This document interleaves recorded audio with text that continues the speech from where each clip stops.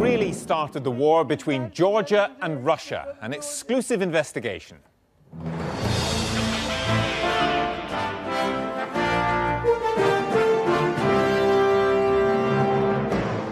Tonight, first-hand accounts of Georgian aggression against its own civilians in the conflict that brought Europe to the edge of a new Cold War. Tim Hewell is the first Western journalist to be given unrestricted access to South Ossetia, the flashpoint for this summer's war. He's been told of civilians being targeted and human rights abuses. They wanted to burn us alive in this building. We put the allegations to the Georgian president. We strongly deny any accusation of war crimes. But of course, we are very open for any kind of comments. We are very open for any kind of investigation. Bad taste, stupid. Isn't that what viewers and listeners of Russell Brand want? So why has this obscenity row become so big? And a week to go, is it possible for an American president to win too well? We'll explain.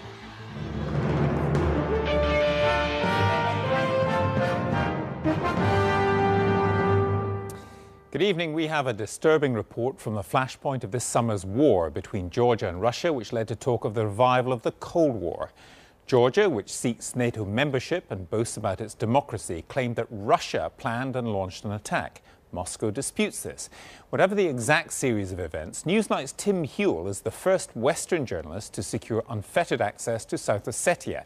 He heard eyewitness accounts that Georgian troops engaged in human rights abuses, including shelling a sleeping city and deliberately bombarding undefended apartment blocks.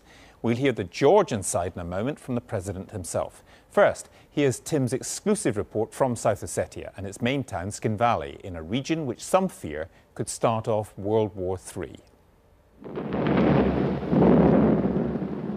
Just before midnight, one Thursday in early August, a barrage of rockets and shells was unleashed on a small town in the Caucasus Mountains of Georgia.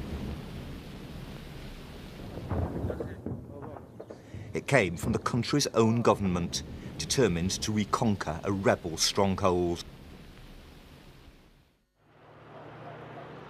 But the rockets didn't just hit rebels. They hit many ordinary houses, including the one that was Taya Sitnik's home. This is what used to be our stairwell. We were hiding in the basement down here. Taya and her son Georgi rushed down here from her upstairs flat in Tskhinvali when the bombardment started at 11:30 on the night of the 7th of August.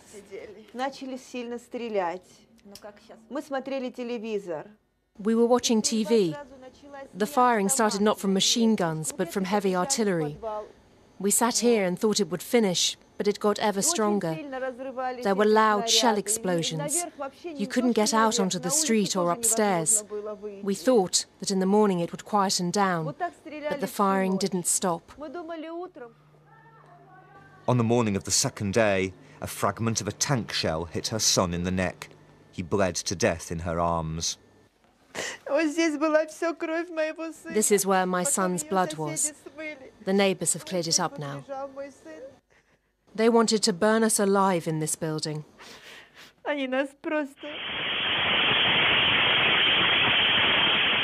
Mobile phone footage shows the Georgians using notoriously inaccurate Grad rockets and taking their tanks through the streets.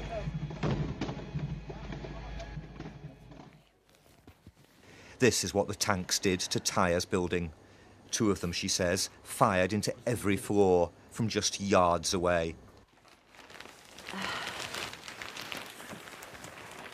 Her flat, less damaged than many, is now a memorial to her only son. Georgi was just 21.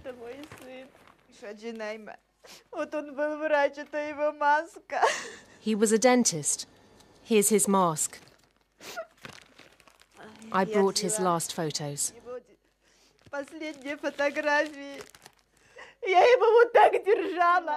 I held him in my arms.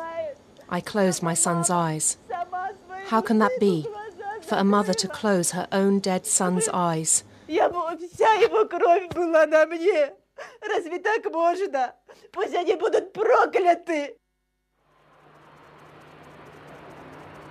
Tskhinvali, the focus of Georgia's attack, is the size of a small English market town. But it's the capital of a territory, South Ossetia, that broke away from Georgia nearly 20 years ago. Georgia says the Ossetians, backed by their ally Russia, used Tskhinvali as a base for ever more frequent attacks on surrounding Georgian villages. It says that's why, finally, on August the 7th, it counterattacked. But the opposite Ossetian version of events has barely been heard in the West. I've come to find out what they experienced on August the 7th and the days that followed. Tskhinvali hasn't been levelled to the ground, as the Russians claimed during the war, but houses that are still standing are often badly damaged inside. What's striking is how much destruction the Georgians inflicted in just a couple of days, and destruction mainly of ordinary homes. For the Ossetians, that constitutes a crime against humanity that the world has closed its eyes to.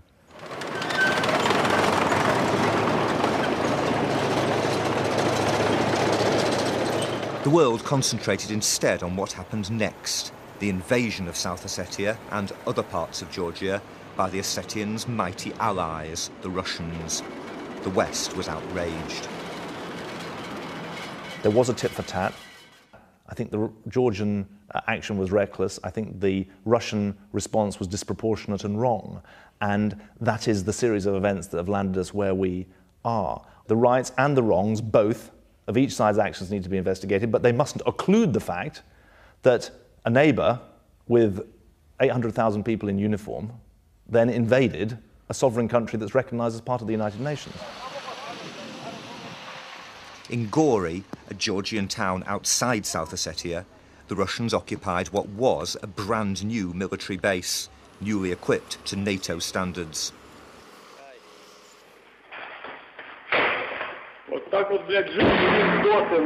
The footage ordinary Russian soldiers took on their mobiles reveals their wide-eyed fury at the Georgian enemy's superior conditions. Охуенные кровати, блядь. Охуенная казарма с пластиковыми окнами, блядь. Как мы, блядь. Russia deliberately trashed this base to weaken Georgia militarily and to punish the country for its growing ties with NATO. And indeed, Georgians believe that it was to accomplish those objectives that Russia started the whole war in the first place. So who was to blame for the outbreak of war? In the Georgian capital, Tbilisi, they say they can prove it was the Russians. And Huel, names Sturdy and Huel. Sturdy and Huel. They're taking me to their top-secret monitoring centre, where evidence collected by this operative is at the heart of the debate. It's the tape of a phone call between two Ossetian border guards, apparently confirming that Russia began the war. One guard reports that a Russian armoured column has passed through the tunnel from Russia onto Georgian sovereign territory. What's crucial is the timing. The Georgians say the call was made at 3:25 a.m., some 20 hours before their attack. In the Georgian Interior Ministry, a senior official played me the recording.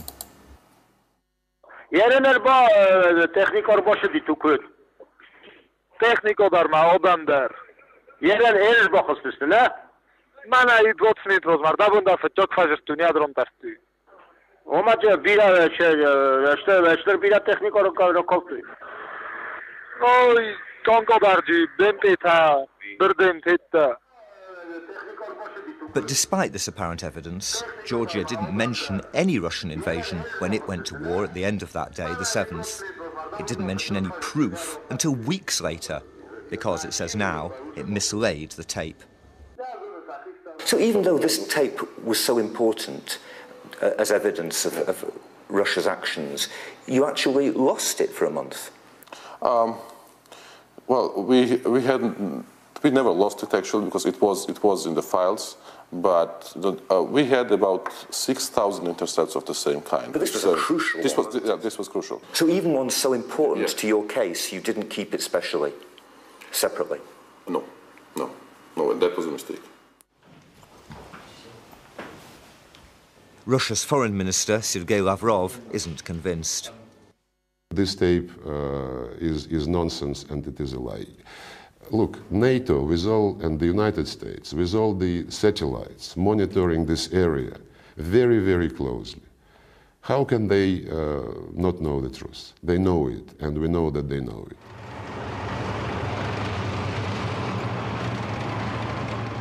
Russia claims its army first crossed the border at the Rocky Tunnel on August the 8th, the day after the Georgian attack on Tskhinvali. I arrived by the same route, the first Western journalist since the war to be given unrestricted access to South Ossetia.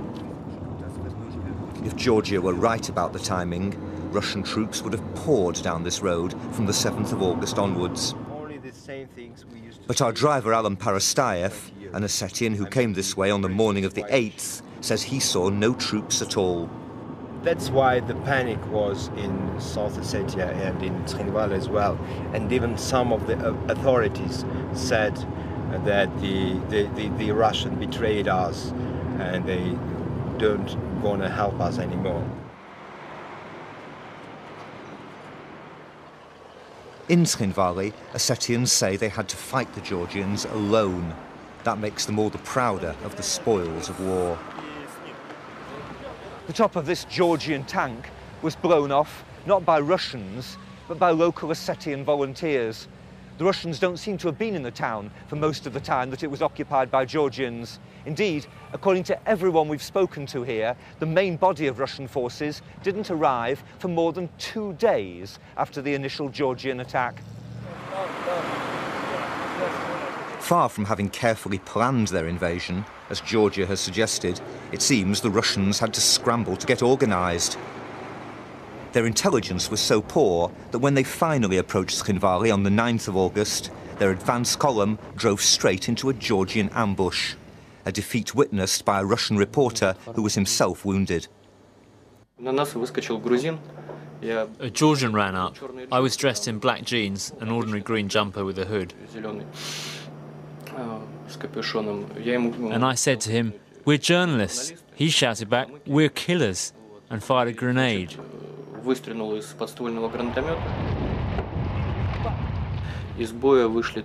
Only 5 armoured vehicles got away.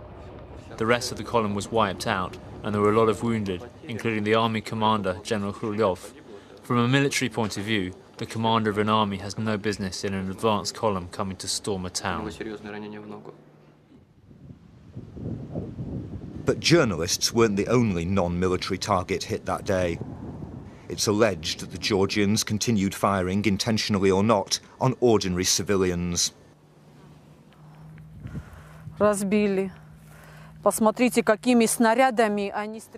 It's destroyed. Look at the shells they used. Clearly not machine gun. Look, they were large shells. Видите, от какого крупнокалиберного они стреляли. This was Marina Kochyeva's car. She alleges it was hit repeatedly by Georgian tank fire as she tried to flee Tskhinvali on the night of August the 9th. They crashed into a ditch, but the firing didn't stop. My fellow passenger covered me with his body and he was hit. If he hadn't been hit, the bullet would have been for me. You were driving fast and it was night time. Maybe they simply thought that you were fighters. Знаете, как я хочу сказать, боевики идут туда, Fighters go towards the fighting, and we were escaping. They knew that this road is a bypass and leads to the north. So they were lying in wait for people like me, people who were frightened, who were weak, who were fleeing the fighting. They didn't allow us that. Only thanks to God's help did we survive. But lots died on this road. Ossetians wounded in the war were patched up in a makeshift underground hospital. The international investigative organisation Human Rights Watch now accuses Georgia of indiscriminate use of force in Tskhinvali, a violation of the Geneva Conventions. It believes it may also be guilty of deliberate targeting of civilians, a serious war crime. What does Georgia's ally, Britain, think of that? On my visit to Tbilisi, of course I raised, at the highest level in Georgia, the questions that have been asked and raised about war crimes and other military actions by the Georgian authorities. Russia puts it very simply. It says Georgia attacked a sleeping town. Well, Georgia was attacked by people in that town of Tskhinvali, and that is the tit for tat that I have talked about from the beginning. There is another side to the story, and this is it. The wholesale destruction after the war of ethnic Georgian villages inside South Ossetia by Ossetian militia.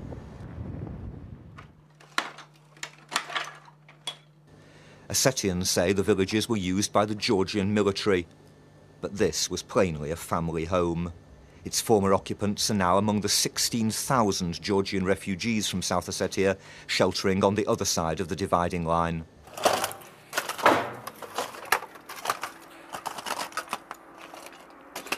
It's hard to believe that the Georgian family who lived here will ever be allowed to return. The destruction of this house and hundreds of others is a deliberate act of ethnic cleansing. In Tskhinvali, I met one of the perpetrators. It was not cleansing. There wasn't any genocide of the Georgian people. No one was killed. They were given a corridor so that they could calmly get out of there. When they'd left their villages, their houses were burned so they didn't return. It's enough just to set light to the curtains and the whole house will flare up. If you ever want to burn someone's house, that's my advice. Simply set light to the curtains and that's enough. By the time those houses were burned, Russian troops had finally arrived in force, driving the Georgians out of South Ossetia. But the Russians failed to prevent the willful destruction of civilian property. No, this is not ethnic cleansing. This was also the area of the war. The Georgians, when I say that the Georgians were moving their artillery and tanks closer to Tskhinval, this also included the Georgian enclaves inside South Ossetia, where they secretly organized strongholds. But we've talked, for example, to Ossetian militiamen who talked about how they burnt and destroyed those houses after the immediate conflict. Shouldn't Russia somehow have prevented that from happening? Well, of course, when your city is attacked, when your loved ones, when your relatives, when your children, when your parents, brothers and sisters are being killed brutally, you can go emotional and you can go really in a very unwanted way. But while Russia's forgiving of its Ossetian allies, has the West overlooked possible crimes by its Georgian partners? The phrase tit for tat doesn't in some way, you don't think, diminish what appears to be at least partly indiscriminate action against civilians. Tit for tat implies fighters. Well, tit for tat, military tit for tat, is people attacking each other and trying to kill each other. And so you may think that is not a serious description. I think it is a serious description. And at no stage have we belittled any of the suffering or the death that has been caused. What I think is important is that whatever the dispute between South Ossetians and Georgians, whatever the rights and wrongs of what each of them did, and I've talked at every stage about wrongs as well as rights, that does not justify one country invading another.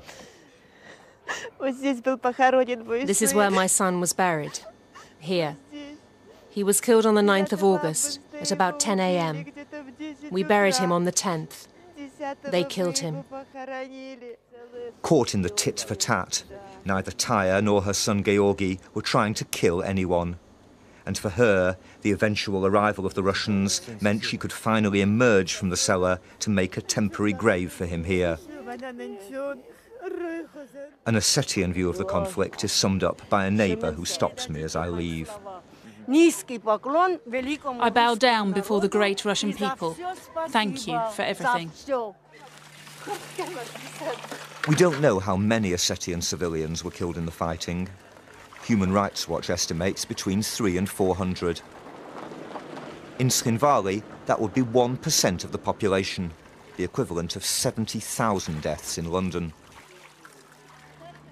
If many of them did die, as appears, from indiscriminate force, that's a war crime no less real for being committed by a firm ally of the West. Tim Heal reporting. Well, earlier I talked with the president of Georgia, Mikhail Saakashvili, and began by asking him if he regretted the civilian deaths caused by Georgian troops. Well, I regret every single death as a result of military hostilities. This was not a war of our choice.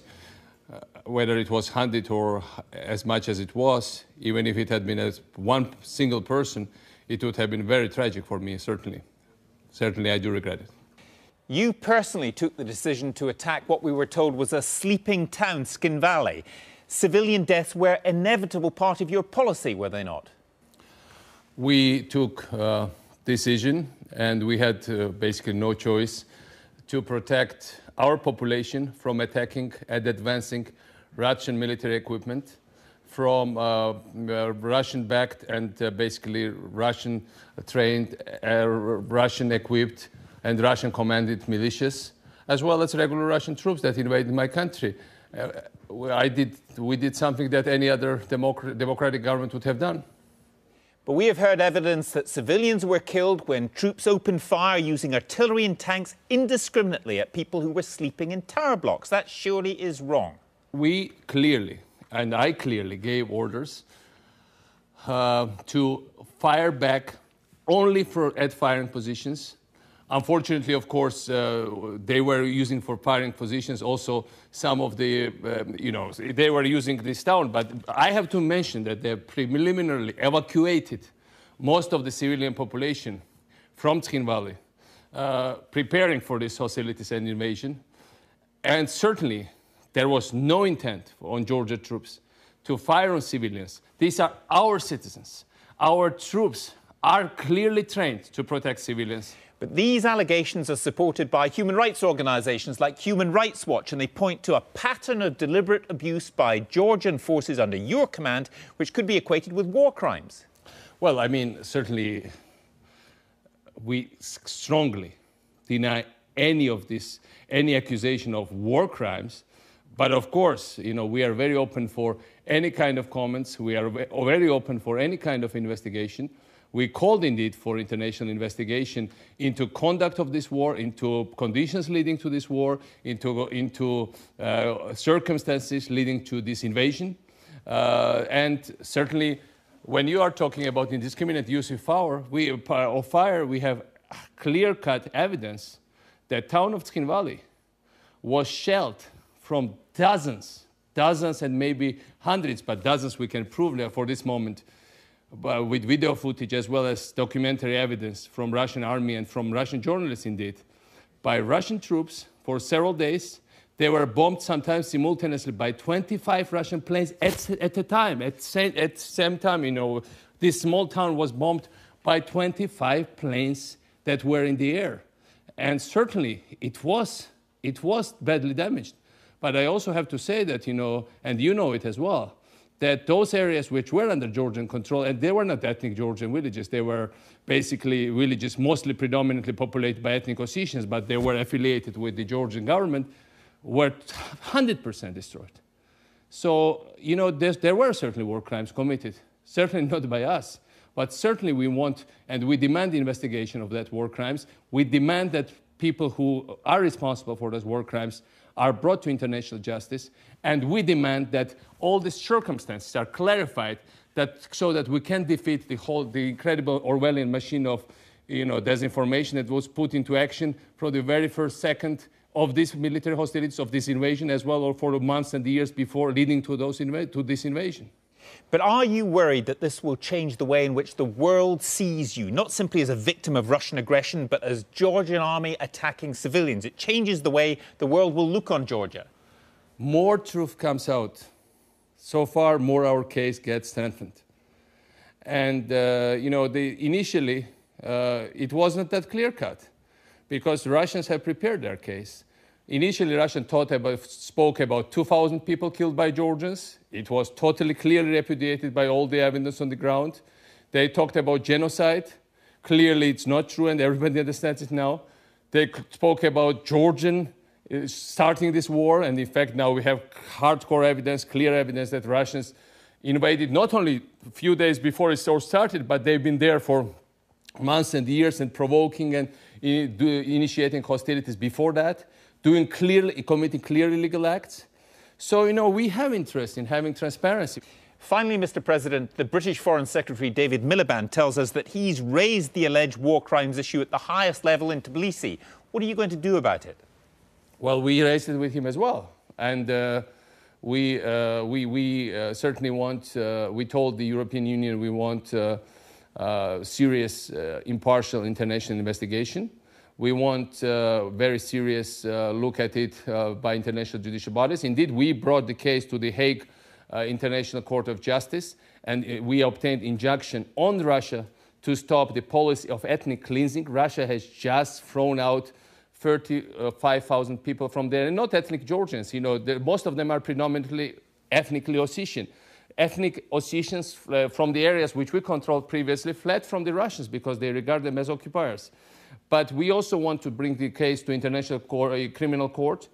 We are very serious about it, and we will pursue it till the end, and we have nothing to hide. We are very open. President Saakashvili, thank you very much. Thank you so much, sir. Now, if you're fans of Russell, Moscow disputes this.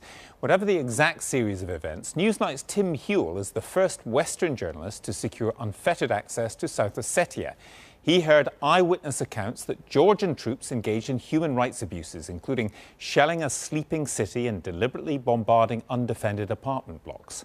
We'll hear the Georgian side in a moment from the president himself. First, here's Tim's exclusive report from South Ossetia and its main town, Tskhinvali, in a region which some fear could start off World War III. He's been told of civilians being targeted and human rights abuses. They wanted to burn us alive in this building. We put the allegations to the Georgian president. We strongly deny any of this, any accusation of war crimes. But of course, you know, we are very open for any kind of comments. We are very open for any kind of investigation. Bad taste? Stupid. Isn't that what viewers and listeners of Russell Brand want? So why has this obscenity row become so big? And a week to go, is it possible for an American president to win too well? We'll explain.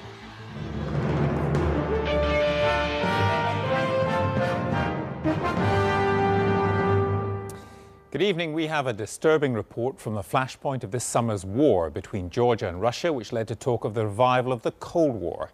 Georgia, which seeks NATO membership and boasts about its democracy, claimed that Russia planned and launched an attack. Just before midnight, one Thursday in early August, a barrage of rockets and shells was unleashed on a small town in the Caucasus Mountains of Georgia. It came from the country's own government, determined to reconquer a rebel stronghold. But the rockets didn't just hit rebels. Who really started the war between Georgia and Russia? An exclusive investigation.